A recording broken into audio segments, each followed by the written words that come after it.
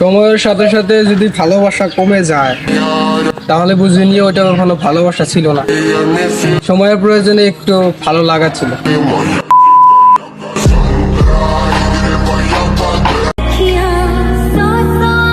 SMS এর reply দেওয়ার গতি বলে দেয় কে কার জন্য কতটা ইম্পর্টেন্ট।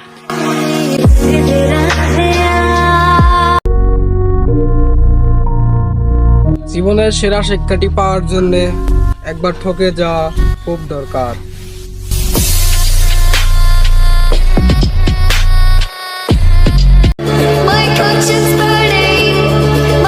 তাকে তুমি যত বেশি চাইবে সে তোমাকে তত বেশি ইগনোর করবে।